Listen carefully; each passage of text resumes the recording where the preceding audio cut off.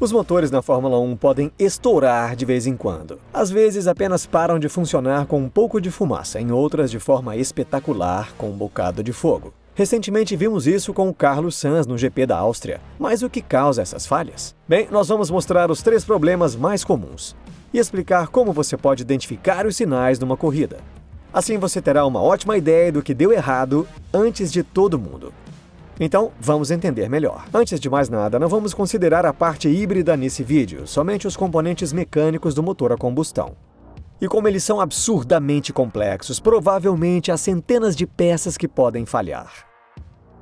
Para simplificar, vamos reuni-las em 3 áreas. E elas são falhas na parte inferior do motor, na parte superior e no turbo. A parte inferior são coisas como o virabrequim, bielas, rolamentos e às vezes até o bloco. Pense nessa parte como tudo que está abaixo da linha. Então temos a parte superior, e é tudo o que está acima da linha. Pistões, válvulas juntas, o cabeçote. E aí temos o turbo, que nós sabemos o que é. Mas o mais interessante de tudo é que as 3 mostram sinais diferentes quando quebram. Você pode ter uma boa noção de qual delas foi ouvindo a falha ou olhando para a fumaça que sai do motor.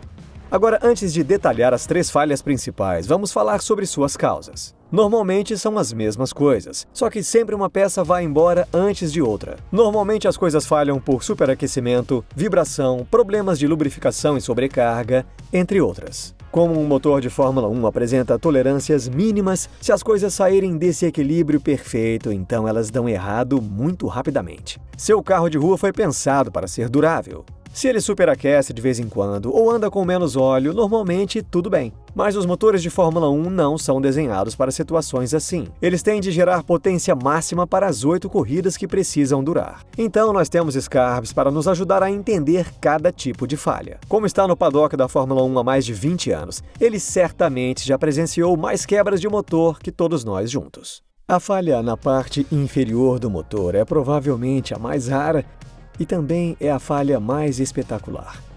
Nós identificamos essa área como sendo a metade inferior do motor, que consiste no bloco. Você tem o virabrequim girando em seus mancais. Você tem as bielas girando em seus rolamentos. E quando alguma coisa falha aqui, tende a ser uma falha catastrófica. De novo, tipicamente seria algo no virabrequim ou talvez em seus mancais. Tudo quer parar. E quando isso acontece, normalmente o que quebrou quer sair do bloco, às vezes rumo ao chão. Já houve casos em que uma biela caiu do motor na pista e deixou uma senhora marca no asfalto. Nós podemos identificar isso e é normalmente diferente do que você enxerga como fã pela TV. Falhas na parte inferior não provocam nuvens imensas de fumaça branca saindo do fundo do motor. O que costuma acontecer são vazamentos de óleo, chamas e uma espécie de fumaça suja, vindos bem debaixo das saídas de refrigeração. E isso pode se transformar em um incêndio muito rapidamente. Normalmente uma falha rápida bem catastrófica, causada na maioria das vezes pelo virabrequim, bielas ou rolamentos. Você pode identificá-la por muita fumaça suja na parte inferior do carro. Agora as falhas na parte superior do motor, e elas podem ser bem diferentes. Nessa área estão coisas como os pistões, válvulas, o sistema de retorno de válvulas, que nos motores de F1 não é feito por uma mola, mas um sistema pneumático, além do próprio comando de válvulas. Também faz parte a interface entre o cabeçote e o bloco do motor, que no carro de rua é feita com a junta do cabeçote. Como os componentes da Fórmula 1 são fabricados com imensa precisão, eles normalmente usam apenas um O-ring. O tipo de falha que você costuma ver é uma imensa cortina de fumaça saindo da traseira do carro. Nuvens brancas saindo pelo escapamento, mas não necessariamente só do escapamento. Elas podem sair do cabeçote e aparecer na parte de trás da carenagem do motor. Então, quando você vê aquela nuvem que parece feita de água, escapando com restos de óleo e partes do motor em uma falha nessa área, imediatamente não há qualquer potência, o motor já era. Então você pode identificar as falhas na parte superior como bem catastróficas, com uma nuvem de fumaça branca, que pode sair do escapamento ou da parte de cima do motor. E finalmente temos os problemas no turbo. E se você é um engenheiro da Ferrari, talvez queira ouvir, porque é um equilíbrio incrivelmente delicado nessas coisas. E se você pensa no estresse a que estão submetidos, você tem os dois rotores girando na Fórmula 1 a até 125.000 RPMs. Eu sei que outros turbocompressores podem girar rápido, mas é uma quantidade significativa de força desses componentes girando. Então, para funcionar adequadamente, é preciso ter lubrificação e rolamentos perfeitos.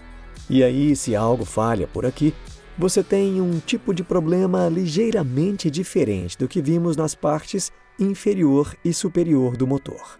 Um turbocompressor pode falhar bem devagar, ou muito rápido de forma catastrófica, e é interessante ver como acontece do lado de fora.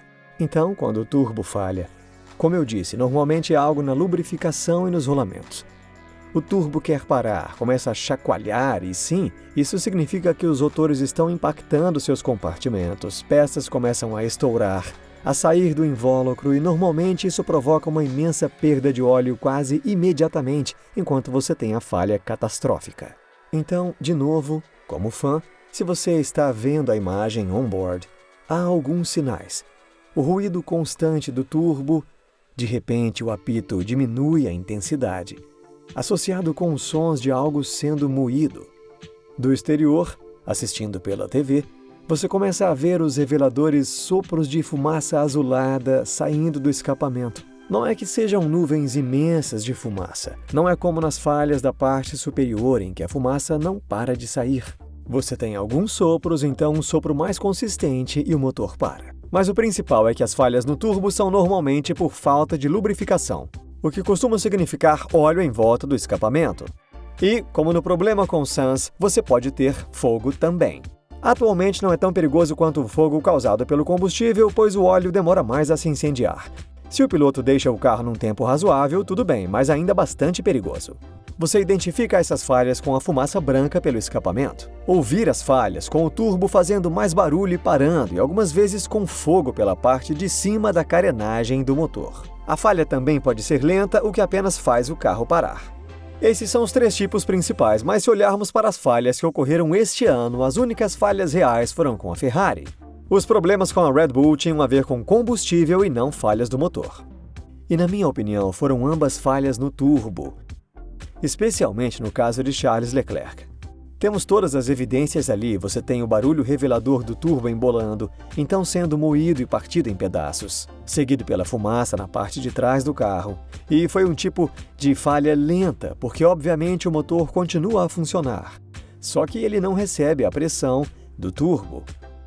E então nós podemos analisar a falha de Carlos Sainz, na Áustria, ligeiramente diferente da outra, e mais uma vez não foi uma perda imediata de potência, mas uma falha lenta. Se você observar, a carenagem está quebrada logo atrás do turbocompressor, em um ponto bem alto. Você pode ver a saída do escapamento.